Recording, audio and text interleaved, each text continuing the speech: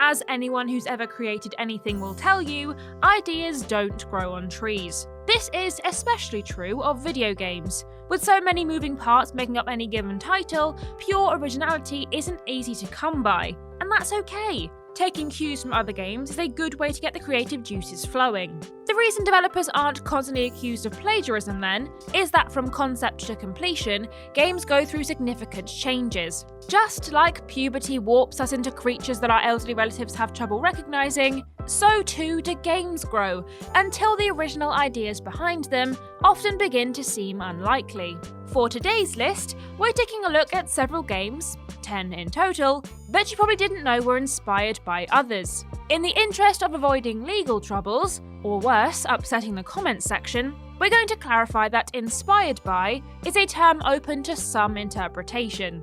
For some of these entries, the developers themselves have confirmed where they got their ideas, whereas for others, although no one's explicitly said that ideas have been borrowed, it's pretty hard to deny the similarities. I'm Ashton from TripleJump, and here are 10 video games that were clearly inspired by other video games. Number 10, SimCity, inspired by Utopia.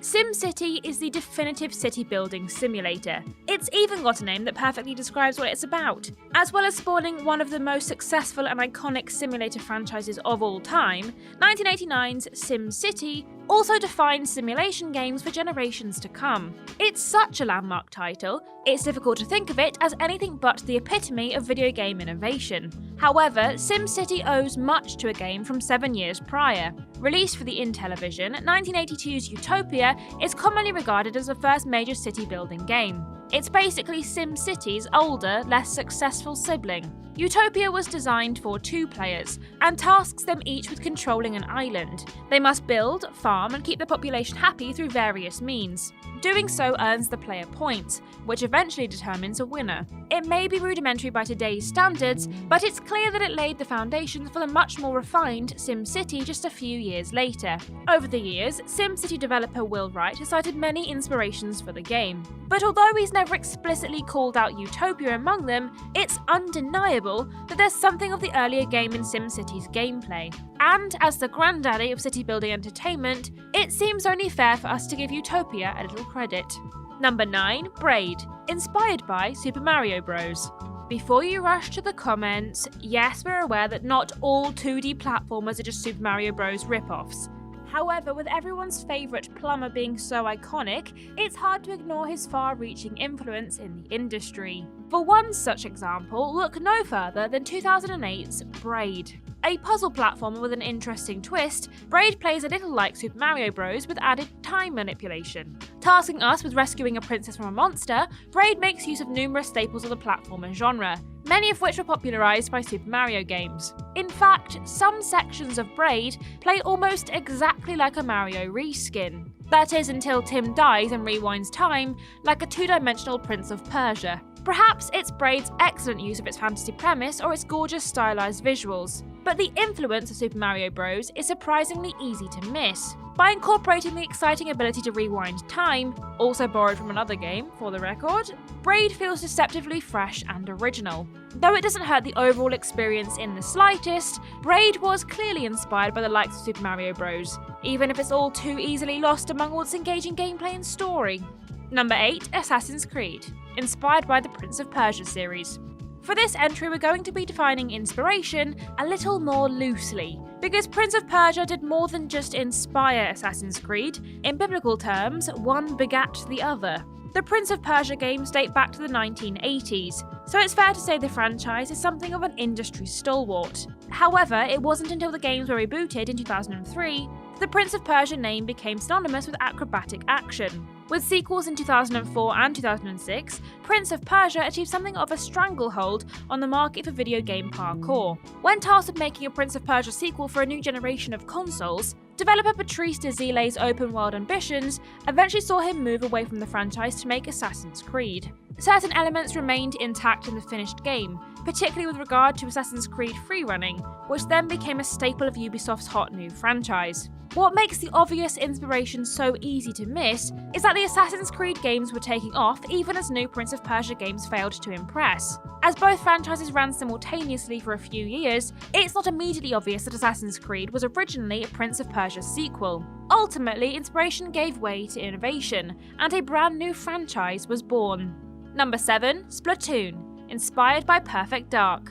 Nintendo might be primarily known for big family-friendly franchises like Mario, Pokemon, and The Legend of Zelda, but they've also made a few solid shooters. One such shining example is Perfect Dark, the critically acclaimed N64 title originally released in 2000. In 2015, they strayed back towards the general vicinity of shooter games with Splatoon. Brilliantly colourful and perfectly inoffensive, Splatoon fits squarely within Nintendo's carefully cultivated public image, having players assume the role of an Inkling, a humanoid squid hybrid. Splatoon concerns ink-filled turf wars and is a far cry from the typical modern shooter. Interestingly, Nintendo's Perfect Dark has loosely been cited as an inspiration for Splatoon. One of the game's directors, Yusuke Amano, was reportedly a huge fan of Perfect Dark, and producer Hisashi Nogami claims that his experience playing the 2000 sci-fi shooter informed the creation of Splatoon. The influence doesn't really shine through all that much, as the two games quite clearly couldn't be more different. Though Splatoon isn't exactly a shooter, it's certainly interesting to think that it was inspired by one. It shows that Nintendo really do know how to let past success inform their future, and that they can do so without making it even remotely obvious to the player. Number 6. Minecraft, inspired by Infiniminer. Minecraft is one of the video game industry's most incredible success stories. Not only is it the best-selling game of all time, but it continues to attract millions of active players every month. As one of the most extensive sandbox games ever conceived, Minecraft is a video game phenomenon, but its concept is perhaps not as original as its reputation suggests. Minecraft creator Marcus Notch Persson specifically cited the open-source sandbox game Infiniminer as one of the main inspirations for his own creation. The resemblance is difficult to miss. Infiniminer looks awfully familiar, with block-based graphics and gameplay involving digging tunnels and building structures. The massive success of Minecraft makes it hard to believe that it's not an entirely original creation. Still, Persson has been upfront about his love for Infiniminer and the ways that it inspired Minecraft. By drawing inspiration from Infiniminer's visual style and gameplay and adding in RPG elements, Persson managed to strike gold with his new formula. As Minecraft thrived, while Infiniminer quickly passed into relative obscurity. It's only those who played the original who are likely to have known how heavily it inspired Persson's more popular game. Number 5. Gears of War, inspired by Killswitch. As one of the definitive action games of the 2000s, it's no secret that Gears of War spawned a hugely popular third-person shooter franchise. Telling the bleak story of a squad of improbably proportioned troops fighting against a hostile race of subterranean insectoids, Gears of War is a video game experience like no other. Proving that you can make an excellently unique game by utilising elements and ideas from various other titles, Gears of War had a number of key inspirations. It borrowed its over-the-shoulder camera angles from Resident Evil 4, and elements of its story from World War II drama Band of Brothers. Most importantly, Gears of War's iconic cover shooter format was actually heavily inspired by Killswitch, a largely forgotten 2003 action game. As Gears of War took cover shooting and made it something of an art form, it's fair to say that this particular inspiration was only one element of Gears' success. Developer Cliff Bleszinski also cited Bionic Commando as a lesser influence on the game's cover mechanic, outlining just how wide of a net Gears of War cast to utilise the best aspects of other action titles. No matter how you slice it, Gears of War made perfect use of its many inspirations, and that's why the franchise has achieved such incredible popularity. Number 4. Street Fighter the Movie, inspired by Mortal Kombat. Making a video game called Street Fighter the Movie was an odd choice, but it's still far from the weirdest thing about the title. As one of the earliest examples of why movie tie-in games are generally a bad idea, Street Fighter the Movie is abysmal in almost every sense of the word. Still, as much as it's directly based on the film, it also appears to have a surprising inspiration. To put it simply, Street Fighter the Movie doesn't look at all like a Street Fighter game. In one of the most confusing turn of events in video gaming history, Street Fighter the Movie looks more like Mortal Kombat than it does Street Fighter. By using digitized images of the film's cast as character skins, it seems to emulate the franchise's biggest rival. The similarities are mostly limited to visuals, but the way that Street Fighter the movie is stylized inescapably evokes Mortal Kombat. Though it could be argued that it was only done to make the game look more like the movie, the film's horrific reviews make that seem like an equally terrible prospect. Thankfully, later Street Fighter games reverted back to the original style, but let's never forget the confusingly named tie-in venture far too close to Mortal Kombat for comfort. Number 3, Middle-earth: Shadow of Mordor, inspired by the Batman Arkham series. Riddle me this, what does Middle-earth have in common with the Batman franchise? Okay, both feature cool caped protagonists who speak in grizzled cliches, but that's not it.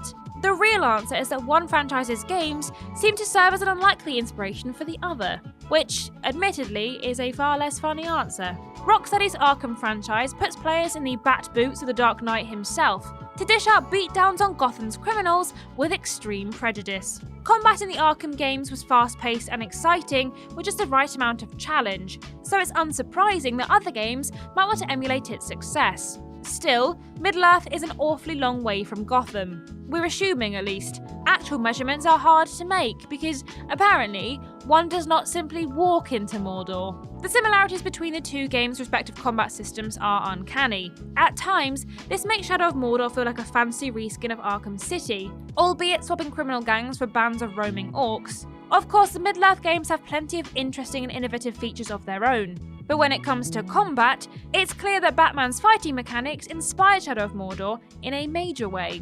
Number 2, Guitar Hero, inspired by Guitar Freaks. Sometimes a game franchise is so hugely popular and successful that we just assume that it's groundbreaking in its own right. A perfect example of this would be Guitar Hero in the mid-2000s, a game that saw a flimsy piece of guitar-shaped plastic find its way into millions of homes worldwide. The colossal success of Guitar Hero spawned a wave of sequels and spin-offs, all of which involved various musical-based peripherals. However, the ideas that made Guitar Hero a household name simply weren't original, as another game had done it all before. 1999's Guitar Freaks was a rhythm-based musical game that challenged players to use a guitar-shaped controller to play along with various songs. An arcade game released by Konami in the late 90s, Guitar Freaks was initially supposed to be ported to PS2 for Western audiences. However, patent problems with the guitar controller stalled Konami's plans, and just a few years later, Guitar Hero was born. Whether you consider it a shameless rip-off or a simple case of cashing in on an established idea, there's no arguing that Guitar Hero eclipsed its predecessor. As much of the world has never even heard of Guitar Freaks, it's clear that Guitar Hero managed to elevate the original's premise to truly incredible heights.